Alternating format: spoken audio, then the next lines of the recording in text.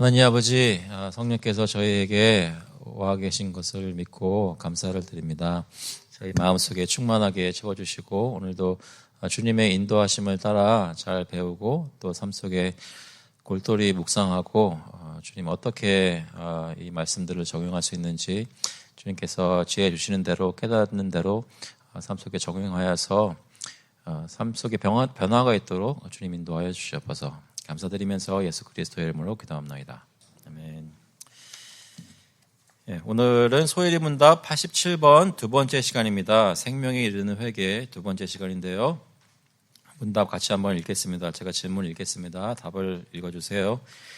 생명에 이르는 회개가 무엇인가? 생명에 이르는 회개는 곧 구원 얻는 은혜인데 이로 말미암아 죄인이 자기 죄를 참으로 알고 또 그리스도 안에서 하나님의 긍휼하심을 깨달아 자기 죄를 원통히 여기고 미워함으로 죄에서 떠나 하나님께로 돌아가서 든든하게 결심하고 마음과 힘을 다하여 새로이 순종하는 것이다. 거기 여러 가지 것들이 있는데요. 성경 구절은 저희가 지난번에 다 많이 보았습니다.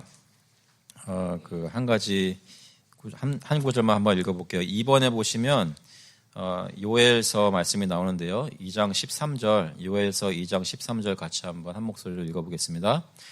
너희는 옷을 찢지 말고 마음을 찢고 너희 하나님 여호와께로 돌아올지어다. 그는 은혜로우시며 자비로우시며 노하기를 더디하시며 인애가 크시사 뜻을 돌이켜 재앙을 내리지 아니하시나니. 저희가 회개라는 것을 아마 각자 하시면서 다른 모습일 텐데 오늘 내용에도 그런 내용이 나오지만 어떤 모습으로 회개를 하든지 간에 중요한 것은 내 마음의 어떤 작업이라는 것이죠. 마음을 찢는 것인가 그것이 확인해야 될 텐데 마음에 애통함이 있는 동시에 어떤 하나님이라는 걸 내가 아니까 하나님이 나를 정말 사랑하시고 자비를 베풀어 주는 분인 거 아니까 너무나 슬프지만 동시에 소망을 찾아서 전진할 수 있는 그런 힘을 얻는 작업이 회개라는 것인데요. 오늘은 지난번에 이어 11번 토론 질문부터 보도록 하겠습니다. 11번 보시면 질문이 우리는 죄 때문에 울지 않는다면 진정으로 죄를 원통히 여길 수 없는가? 죄를 원통히 여기고 죄에 대해서 슬픔이 있어야 한다고 얘기를 하는데 그런데 슬퍼한다고 하는데 울지를 않는다면 눈물이 안 나온다면 진정으로 회개하는 것인가? 어떻게 생각하시나요? 답을 한번 읽어보겠습니다. 1번 같이 읽어볼게요. 만일 우리가 다른 것들에 대해서는 쉽게 울 수 있는데 죄 때문에는 울지 못한다면 우리가 죄에 대해 원통히 여기는 것의 진정성은 의심할 만하다. 여러분 언제 우시나요? 네? 슬플 때, 기쁠 때? 요즘은 보통 어떤 때가 슬프고 기쁘세요? 가을이라서 밖에만 쳐다봐도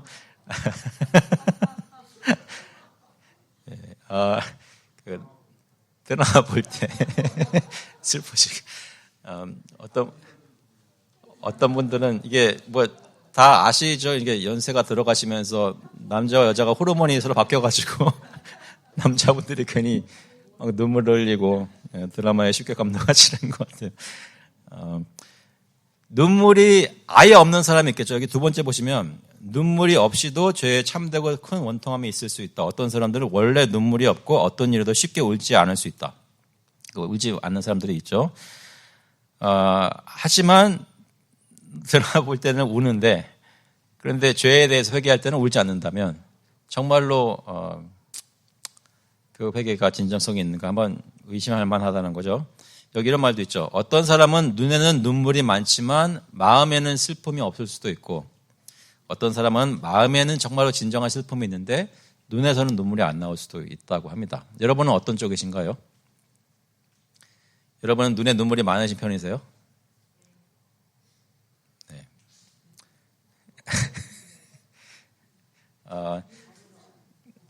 눈에 눈물이 많은 거 좋죠. 눈물이 없다고 해서 나쁜 건 또 아닙니다. 하지만 중요한 것은 그 표현되는 것이 정말 마음의 상태를 진정으로 표현하는지 그런 것을 확인해 봐야 되겠죠. 그래서 겉으로 나오는 것으로 다 그 회개의 진정성을 판단할 수는 없습니다. 하지만 확인해 봐야 되겠죠. 12번에 보시면 왜 죄를 원통히 여기는 것이 회개에 필요한가? 왜 죄에 대해서 분이 여기고 슬퍼하고 이런 것이 꼭 회개에 필요한가? 답을 한번 읽어보겠습니다. 회개에는 죄를 원통히 여기는 것이 필요하다. 왜냐하면 그것은 마음이 죄를 떠나도록 더 깊이 작용하기 때문이다. 그리고 하나님이 그것을 요구하시고 죄에 대해 슬퍼하는 사람에게 자비를 약속하시기 때문이다. 몇 가지를 얘기를 하시는데 사람이 지어진 게 보통의 경우 울게 되면 눈물이 나거나 또는 눈물이 없어도 마음에 정말 슬퍼하는 그런 원통이 여기는 것이 있으면 그 마음이 더욱 내가 지금 하고 있는 그러니까 죄를 떠나기 위해서 회개하는 그것을 더 깊이 할 수 있다는 거예요. 진짜로 하게 된다는 것이죠. 형식적으로 하지 않게 되고 마음 전체가 다 인버브가 되는 것을 얘기를 합니다. 그래서 여기 영어로는 because it further works the heart. 그러니까 마음을 더 작용하도록 이 마음 속에는 감정이 역사하는 게 있다는 거예요. 근데 그것뿐만이 아니라 그 죄를 원통히 여기는 것이 필요한 이유가 그것뿐만 아니라 일단 하나님께서 그걸 요구하신단 말이죠. 성경에 보면 야고보서 4장 9절에 보시면 슬퍼하며 애통하며 울지어다. 너희 웃음을 애통으로 너희 즐거움을 근심으로 바꿀지어다. 하나님께서 요구하십니다. 그리고 죄에 대해 슬퍼하는 사람에게 자비를 약속하십니다. 그래서 여기 예레미야서 31장 말씀이 나와 있는데요. 같이 한번 읽어보겠습니다. 에브라임이 스스로 탄식함을 내가 분명히 들었노니 주께서 나를 징벌하심에 멍에에 익숙하지 못한 송아지 같은 내가 징벌을 받았나이다. 주는 나의 하나님 여호와이시니 나를 이끌어 돌이키소서. 그리하시면 내가 돌아오겠나이다. 내가 돌이킨 후에 뉘우쳤고 내가 교훈을 받은 후에 내 볼기를 쳤사오니 이는 어렸을 때의 치욕을 짐으로 부끄럽고 욕됨이니이다 하도다. 에브라임은 나의 사랑하는 아들 기뻐하는 자식이 아니냐. 내가 그를 책망하여 말할 때마다 깊이 생각하노라. 그러므로 그를 위하여 내 창자가 들끓이니 내가 반드시 그를 불쌍히 여기리라. 여호와의 말씀이니라. 마치 여러분의 자녀가 어릴 때에 막 울면서 여러분 달려오면 여러분 부모님의 마음도 막 이렇게 마음속에서 힘든 것처럼 저희가 주님께 회개하며 울며 탄식하며 나갈 때 하나님의 마음이 창자가 들끓는다고 표현을 하시죠. 불쌍히 여기신다고 말씀하십니다. 오늘 설교 말씀에도 그런 말씀 드렸었죠.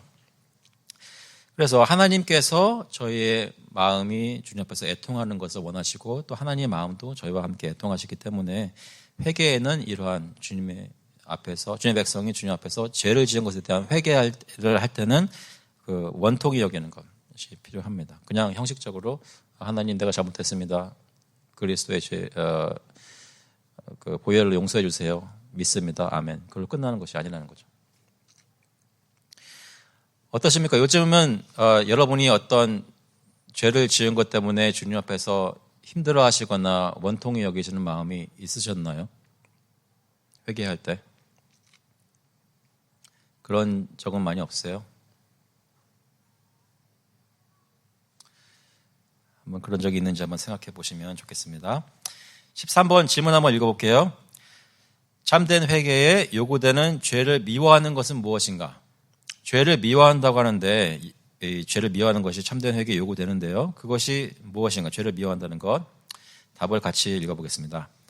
죄를 미워하는 것은 참된 회개에 요구되는데 그것은 죄를 세상에서 가장 미워할 만한 것으로 여겨 마음속 깊이 혐오하고 끔찍하게 생각하는 것이며 또한 우리 자신을 혐오하는 것인데 그 이유는 우리가 죄 때문에 하나님의 눈에 가장 혐오스럽고 증오할 만한 대상으로 만들어지기 때문이다. 읽으시면서 약간 자연스럽게 받아들여지시나요? 내가 지은 죄 때문에 내가 미워할 만한 끔찍하게 보이는 것이 당연하다고 얘기를 하고 있는데 그렇게 보이신 때가 있으십니까? 내가 지은 것 때문에 내가 죄 지은 것 때문에 내 자신이 너무나 싫었던 그런 적. 그럴 때 분명히 있고요. 근데 이 죄가 왜 그렇게 죄를 미워하는 것이 무엇인가? 하나님이 저에게 증오라는 감정을 주실 때 적법하게 사용될 수 있는 경우라면 이것일 것입니다. 죄를 미워하도록 그런 감정을 주셨다는 거죠. 에스겔서 36장 31절에 그때 너희가 너희 악한 길과 너희 좋지 못한 행위를 기억하고 너희 모든 죄악과 가증한 일로 말미암아 스스로 믿게 보리라. 14번만 하고 잠깐 얘기해 볼게요. 14번, 왜 죄를 미워하는 것이 참된 회개에 필요한가? 왜 죄를 미워하는 것이 참된 회개에 필요한가?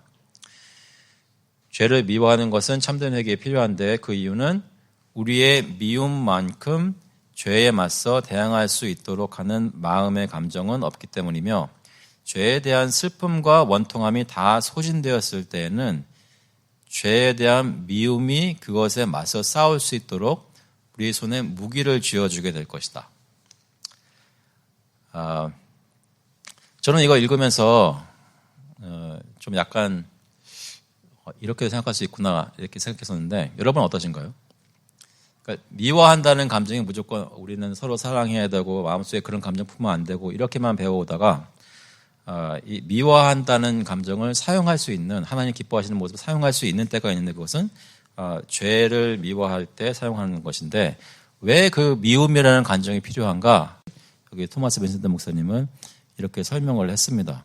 죄에 대해서 원통하고 슬퍼하는 것이 어느 기간 동안 있지만 그것이 끝날 때가 있다는 거죠. 내가 저지른 죄에 대해서도 너무나 슬프고 원통스러운 그 기분이 끝나는 때가 있을 때 그때는 원통함으로 계속 회개를 하는 것이 아니라 죄와 맞서 싸우는 것이 아니라 이 죄를 정말로 싫어하고 미워하는 그 감정이 나로 하여금 죄를 계속 피하게 한대요.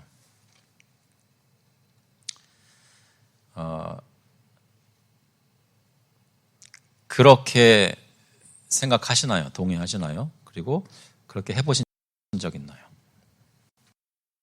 어떠신가요?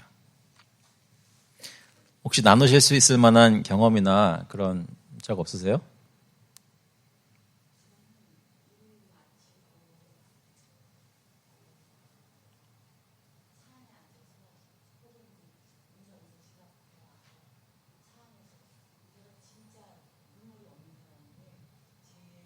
제가 제 자신이 마음에 안 들어서 차 안에서 통곡을 한 적이 참 많이 있었어요. 근데 그거 생각하면 제가 자신이 고쳐지지도 않고 이렇게 되고자 하는 골은 너무 딴 곳이 있는데 몸은 그게 안 되고 그것이 너무 막 화가 나서 그런 적도 있었는데 조금 전에 말씀하신 것처럼 그런 느낌 받은 적 있어요. 저의 한계를 느끼고 이게 잘 안 되는구나. 그런데 그 뒤에 오는 어떤 나중에 그 죄를 제가 인정하고 오는 평안함을 또 주시더라고요. 그래서 참 위로가 된 적이 많이 있어요. 말씀하신 것은 일을 마치고 돌아오시는 길에 차에서 그동안 일했던 나의 모습이 마음에 양심을 느끼고 안 좋아서 펑펑 우셨던 적이 있는데 또 동시에 그렇게 되어지면서 또 하나님이 평안을 주시는 것도 느끼시고 그 회개하는 그 시간 또는 그 내 자신에서 여러 가지 마음속에서 일어나는 여러 가지 감정들이 이제 복합적이죠. 그리고 사람마다 그 근거가 강점이 다른 강조가 다를 텐데요. 근데 여기서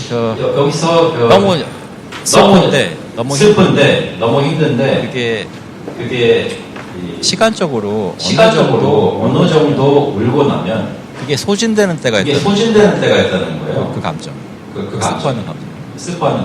그래서 방금 말씀하신 대로 그 슬픔을 지나면서 동시에 복음을 기억하고 평안도 찾아오는데 근데 아직까지 그 죄라는 것은 또 죄의 습관 같은 죄의 경험 같은 것은 남아 있거든요, 삶 속에. 그것에 대해서 내가 어떻게 할 것이냐라는 그 질문에 이 토마스 베스트 선생님이 답을 하기를 그것과 계속 싸워서 다음번에 죄를 짓지 않도록 해야 되는데 항상 슬픈 것만 가지고는 그걸 다 싸울 수가 없고 계속 무기를 들고 싸우려면 너에게 주어진 무기는 그 죄에 대한 미움이다라는 거죠. 그래서 우리가 좀 생각을 해봐야 되는데 내가 정말 죄를 미워하고 있나.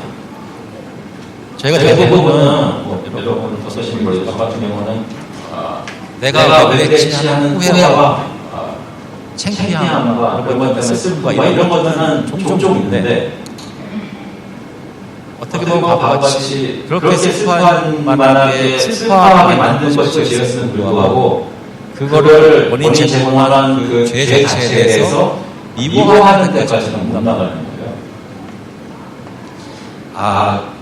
이 죄가 나를 그토록 유혹해가지고 빠지게 해가지고 내가 그러한 슬픔의 시간을 지나게 했으니 내가 얼마나 그걸 피해야 되겠구나 잠깐 생각하는 거지 그거를 감정적으로 마음속 깊이 굉장히 막 더러운 것을 보는 것처럼 혐오스러운 감정을 가지고 이것을 경계하지 않는다. 근데 저 같은 경우에는 너무 미워하는 것도 도움이 됐지만 어느 날 그런 생각이 들더라고요.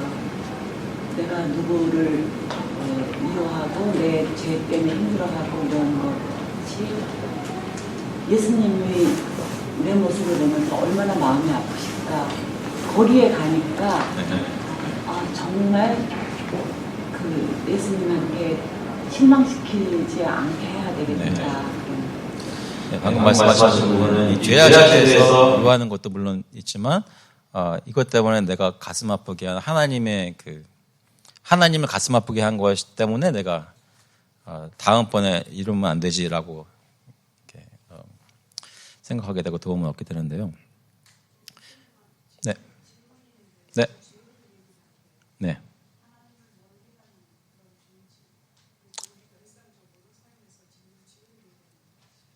모든 것을 다 포함해서 얘기를 하겠죠. 근데 모든 죄가 이렇게 생각해서 따라가다 보면 결국은 하나님께 계속 같이 동행하고 주님과 가까이 있지 못하고 떨어지면서 그 죄를 짓게 되는 것이 되지 않는가 생각을 해볼 수는 있습니다. 그래서 하나님 멀리하는 것과 또 따로 짓는 죄들이 따로따로 있는 것이 아니라 다 같은 데서 나오는 것이라고 보게 되죠. 네. 네.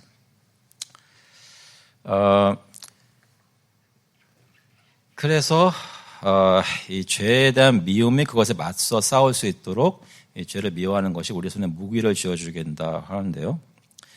그 생각을 가지고 그러면 다음번에 죄를 만날 때 죄를 짓지 않고 그것에 돌아서도록 하는 것 15번 같이 한번 읽어볼게요. 참된 회개 한 부분이 죄로부터 돌아서는 것은 무엇인가?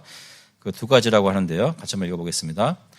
모든 큰 죄로부터 돌아서는 것인데 우리의 삶의 행보와 대화해 가는 것이다. 두 번째, 모든 다른 죄로부터 돌아서는 것인데 우리의 마음과 감정, 의지에 대한 것이다. 그래서 먼저 얘기하는 것은 내가 삶 속에 삶의 행보라고 제가 번역한 것은 여기 our course라는 말을 번역한 건데요. 내가 지금 삶을 살고 있는 모습, 삶의 스타일, 내 삶 속에 어떤 것들이 이렇게 점철되어 있는지 그 전체를 보면서 행보라고 얘기를 해보았고요.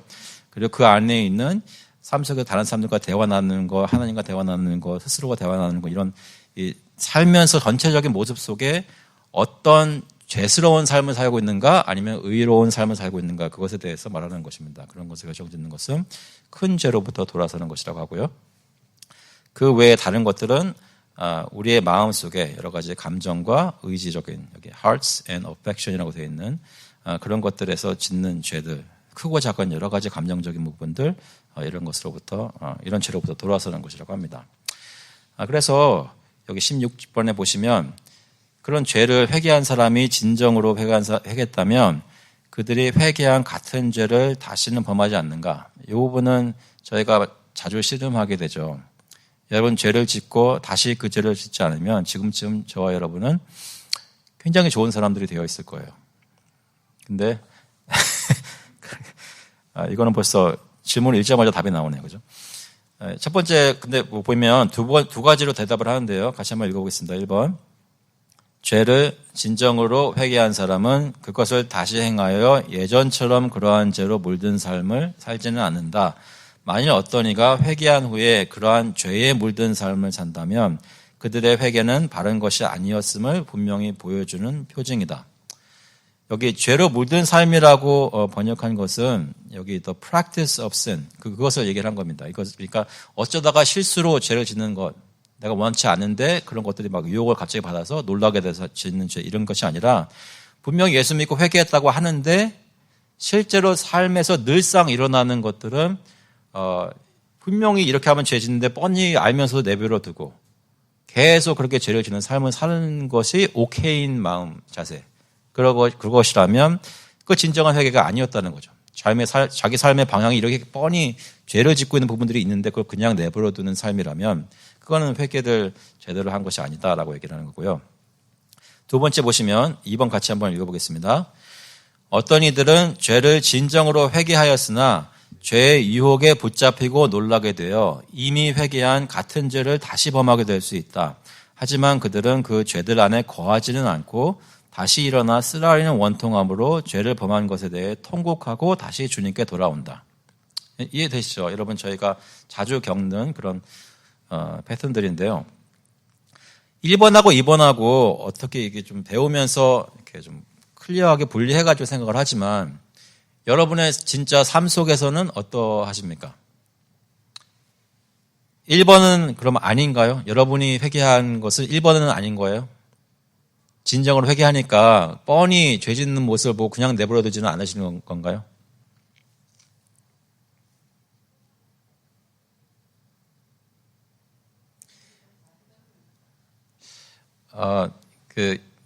일단 말씀하지 마시고요. 제가 굳이 지금 알 필요는 없으니까.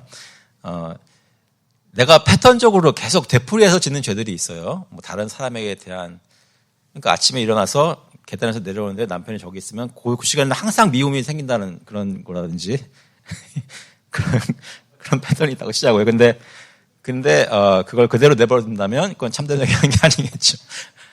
뭐 어떤 거든지 여러분 삶 속에 뻔히 죄를 짓게 되는 것이 있는데 회개를 해놓고선 그냥 그대로 그 삶을 살고 있다면 참된 회개한 것이 아니겠죠. 그런 것들이 있나요? 내가 어떤 죄를 짓고 나서 마음의 죄든 어떤 말하는 것이든 죄인데 회개하고 죄인데 회개하고 또가 계속 되풀이 되는데 그걸 그대로 내버려두는 게 혹시 있는지.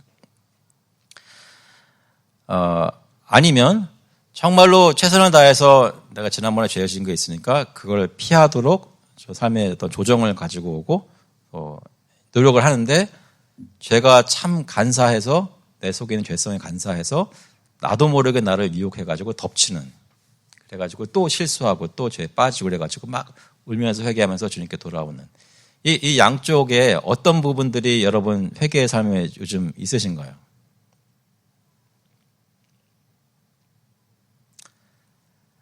아, 1번은 없고 2번만 있으신 거죠? 죄를 짓는 거 뻔히 알면서 내버려 두지는 않는 것일까요? 여러분 어떠신지 모르겠지만 솔직히 제 경험을 말하자면 뻔히 아는데 그때는 아는데 이게 그런 거 있잖아요. 죄를 짓는 이유가 이게 살짝 달콤하거든요. 무슨 말이냐면 죄를 진 것을 깨닫고 하나님 앞에 이제 정신이 바짝 들 때는 너무나 싫어요. 근데 비슷한 모습으로 삶을 살면서 그 시간, 그 비슷한 장소 이렇게 되면 그때 이런 죄에 빠지는 이유들이 있어요. 그 죄를 짓게 되는 동기나 어떤 내 마음의 성향이나 뭐 체질이나 뭐 여러 가지가 있단 말이에요. 근데 내가 완전히 성화가 안 된 상태에서 그런 유혹들을 만날 때 나도 모르게 그것에 쉽게 이렇게 끌리는 뭔가 이것이 어트랙티브한 그런 매력들이 있단 말입니다.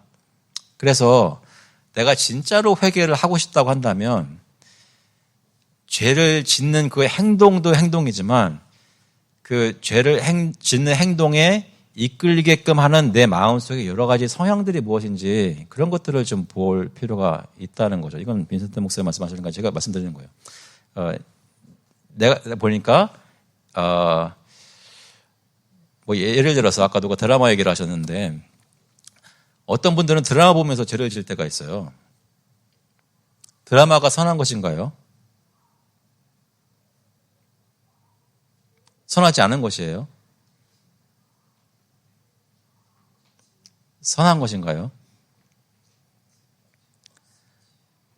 무슨 얘기냐면,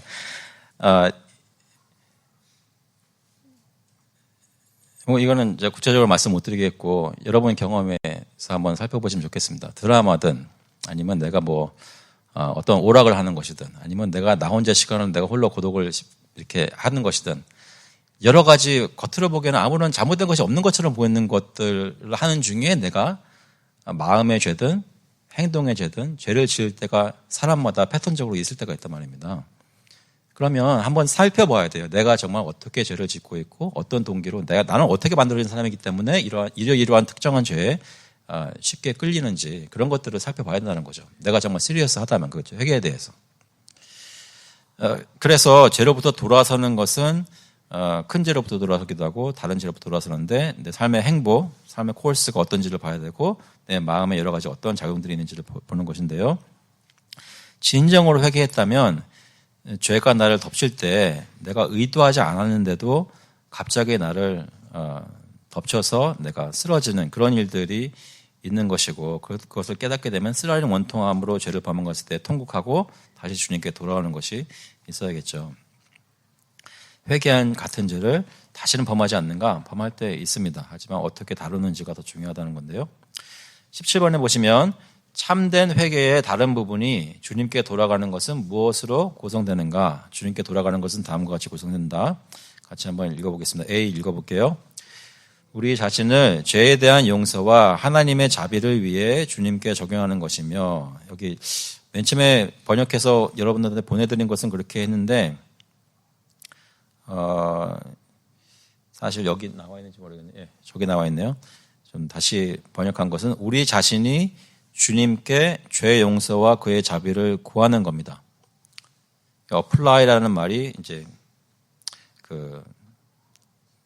요청한다, 구한다 이런 말이 있어요. 이런 뜻으로 보는 게 맞아요. 그래서 여기 시편에도 보시면 51편에 하나님이여 주의 인자를 따라 내게 은혜를 베푸시며 주의 많은 긍휼을 따라 내 죄악을 지워주소서라고 구하는 것이죠.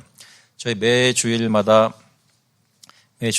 예배 때 회개의 기도하잖아요. 근데 오늘도 그렇게 말씀을 드렸는데 하나님께서 그리스도 안에서 우리를 용서해 주신 것 저희가 확신하면서 동시에 이 회개라는 것을 할 때는 나를 용서해 주세요라고 요청을 해야 된다는 거죠. 내가 이미 죄 용서를 받았으니까 죄 용서에 또 해주세요라고 구할 필요는 없다라고 말씀하시는 분들이 있어요. 저도 한때는 그런 거 아닌가라고 생각을 했었는 때도 있었고 왜냐하면 예수님이 나를 이렇게 이미 용서해 주신 것이 너무나 내가 제대로 알고 있다면 그것이 너무나 큰 것인데 내가 그것을 생각해야지 아직도 용서 못 받은 사람처럼 또 예수님께 용서를 구한다는 식으로 기도를 했어야 되겠나라고 생각을 했었던 때가 있었거든요.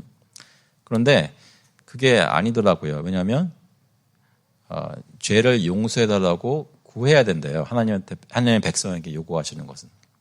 무슨 말씀인지 이해되세요? 그러니까 죄 용서를 받았음에도 불구하고 내가 지금 하나님께 죄 용서해 주세요. 이 죄를 용서해 주세요라고 지금 현재 구해야 된다는 것입니다. 그것이 주님께 돌아가는 것 중에 중요한 요소라는 거죠. 우리 자신이 주님께 죄 용서와 그의 자비를 구하는 것. 하나님께로 돌아가려면 죄 용서를 구하는 작업이 있어야 한다는 거예요. 그럴 때 B를 보시면 같이 읽어보겠습니다. 하나님을 우리의 하나님이자 가장 선한 것으로 선택하는 것이며 선택이라는 말을 할 때 저희는 보통 하나님이 우리를 선택하는 것을 얘기하잖아요. 그런데 실제로 우리가 신앙생활을 할 때는 하나님이 있고 세상이 있는데 또는 하나님이 있고 나의 죄성이 유혹하는 것들이 있는데 여기서 내가 의식적으로 나는 이것보다는 하나님을 택할 거야 라고 마음의 선택을 해야 된다는 거예요. 하나님께 돌아가는 회개의 작업을 한다고 하면 하나님 내 죄를 용서해 주세요라고 얘기해야 되고 그리고 하나님 뜻을 따르겠습니다라고 하나님을 선택해야 된다는 거예요. 그래서 예레미야서에도 보시면 그런 예들이 나와 있죠. 같이 한번 읽어보겠습니다. 보소서 우리가 주께 왔사오니 주는 우리 하나님 여호와의 시민이다. 실제로 하나님은 우리 하나님입니다라고 고백하는 거예요. 스가랴서 읽어볼게요. 그들이 내 이름을 부르리니 내가 들을 것이며 나는 말하기를 이는 내 백성이라 할 것이요 그들은 말하기를 여호와는 내 하나님이시라 하리라. 하나님은 저희 입술을 열어서 하나님이 제 하나님입니다. 세상이 내 하나님이 아니고 내 자신이 내 하나님이 아니라 여호와 하나님께서 내 하나님입니다라고 선택하고 고백하기를 원하시는 거죠. 그래서 세 번째 같이 읽어보겠습니다. 우리 자신을 그를 순종하는 것에 드리는 것이다. 그래서 죄 용서 구하고 하나님을 선택하고 그리고 그 하나님께서 원하시는 것들을 실제로 순종하는 것에 내 삶의 행위들을 드립니다. 그래서 여기 보니까 내가 내 행위를 생각하고 주의 증거들을 향하여 내 발길을 돌이켜 싸우며 얘기를 하죠. 이거 보시면서 느끼신 거 없으신가요? 무슨 얘기냐면 회개라는 것은 단순히 내가 10년 전, 25년 전 몇 날 몇 시에 내가 예수 믿고 구원 받았으니까 나는 이제 주님 앞에서 깨끗한 사람이야 라고 의로운 신분만을 생각하고 그것만 붙드는 것이 아니라 그건 물론 붙들지만 동시에 실제로 지금 내가 살면서 내가 짓고 있는 죄들, 내가 어제 지었고 바로 방금 5분 전에 지었던 죄에 대해 하나님 이 죄를 용서해 주세요라고 구체적으로 주님께 죄의 용서를 구하는 기도를 하는 작업을 얘기한다는 거예요. 삶을 살 때 그런 일들이 있어야 한다는 것이고 구체적으로 그렇게 하면서 또 다시 한번 주님을 붙잡고 선택하면서 하나님 내가 이제 주님을 따르는 사람이니까 이러이러한 것은 안 하고 대신 이러이러한 것들을 하겠습니다라는 순종이 있어야 한다는 것이죠. 정리해서 말씀드리자면 예수 믿고 회개하는 삶은 굉장히 구체적이고 실천적인 신앙생활이라는 것입니다. 실제로 내 삶 속에 이런 것들이 있어야 되는 거예요. 거기 다 대부분 한국에서 공부하신 분들이 많이 계시니까 리마인드 드리면 누가 여러분에게 혹시 수학 문제를 딱 던져주면 여러분들은 어떻게 하세요?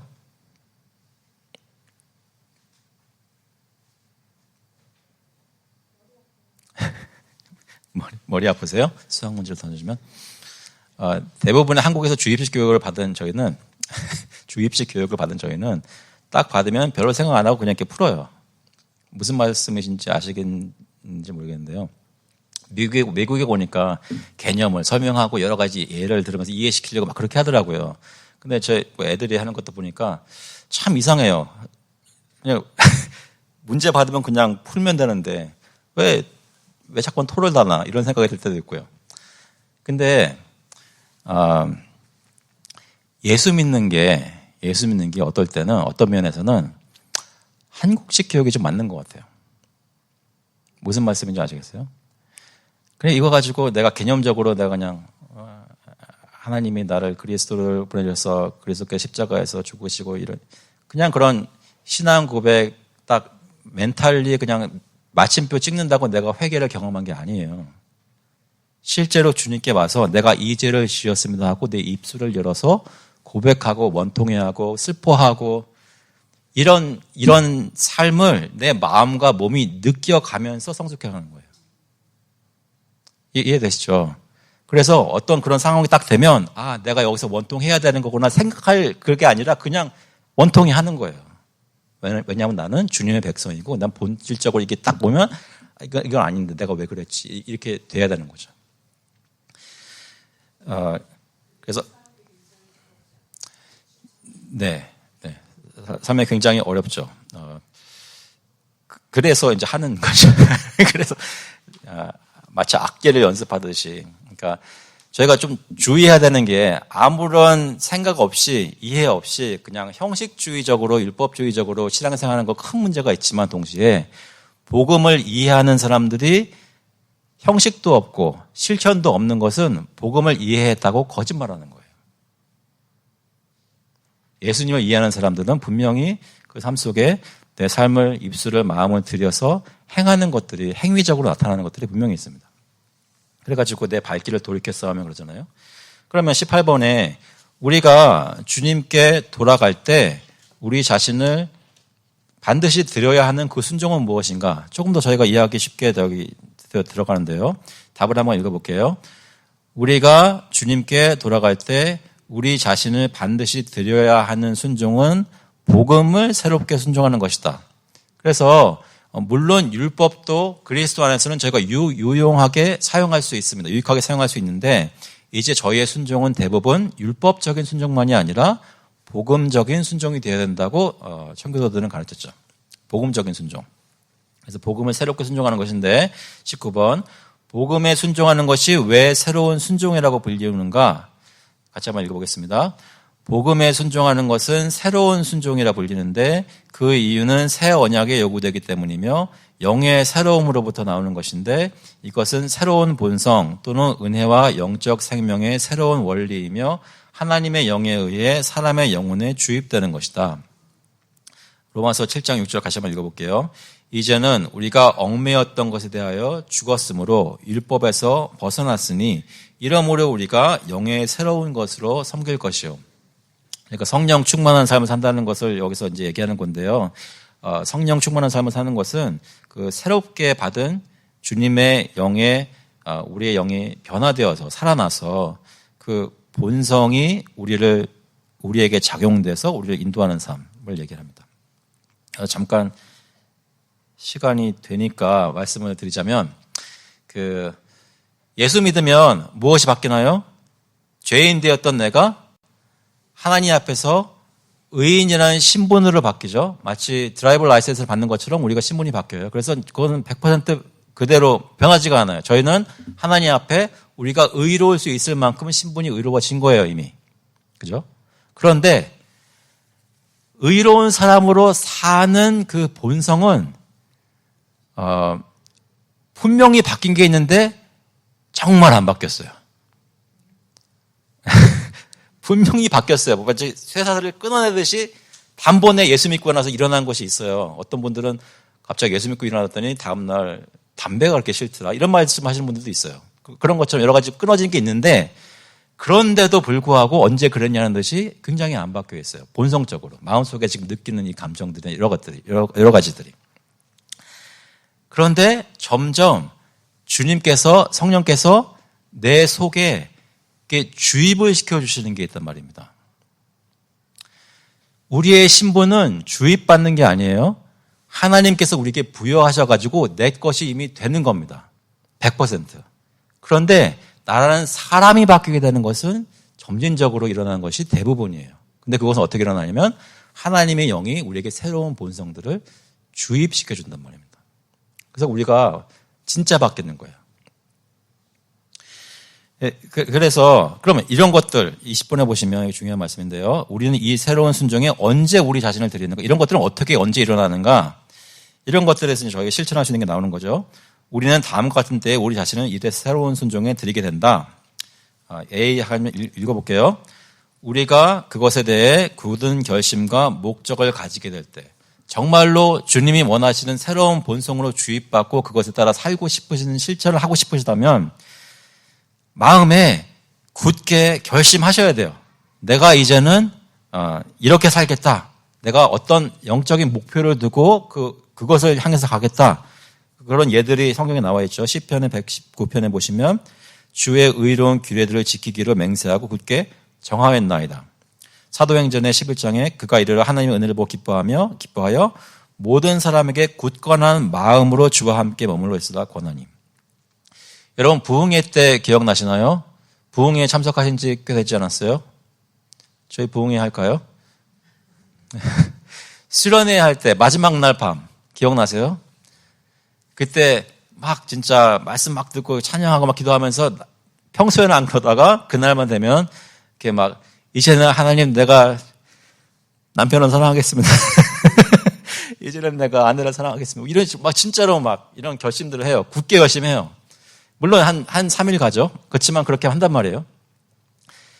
예수님 정말 복음 이해하고 이제는 그때 수련회가 다 아니었지 이런 식으로 생각하는 것이 너무 편중되어서 그것의 귀한 것을 모르게 된 것들이 있단 말이죠. 진짜로 삶이 바뀌기 위해서는 굳은 결심들을 해야 된다는 겁니다.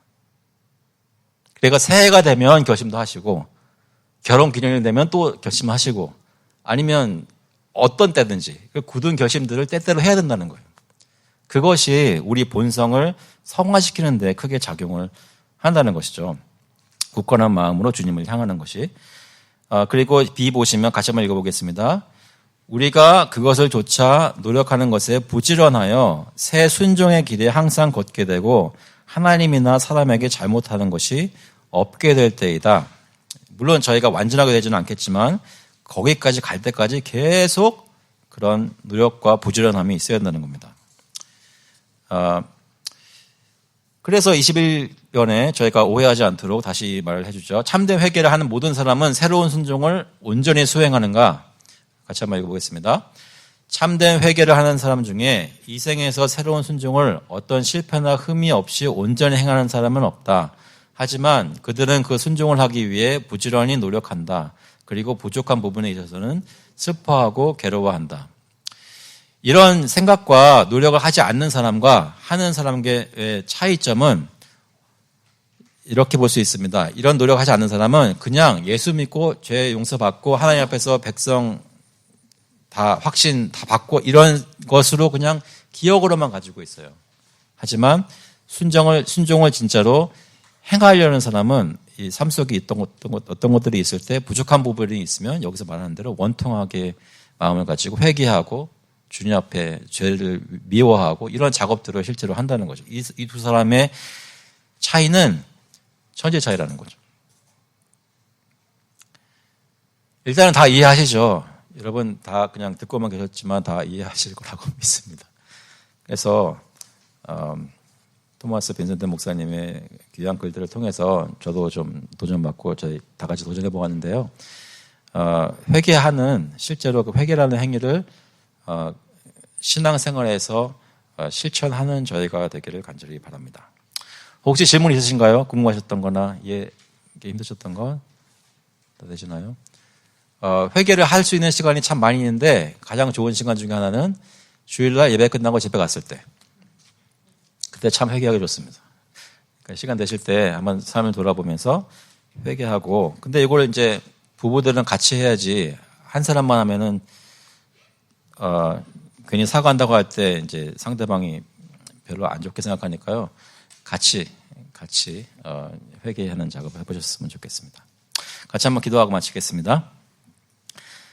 하나님 아버지, 주님께서 저희에게 오늘 주일이라는 귀한 시간을 주셔서 말씀 듣고 예배드리며 또 삶을 돌아보게 하시니 감사합니다. 특별히 오늘은 삶 속에 회개가 있어야 된다고 말씀하셨는데 이 회개가 우리를 슬프게 하고 끝나는 것이 아니라 사망으로 인도하는 것이 아니라 생명으로 인도하는 이르게 하는 회개인 줄로 믿습니다.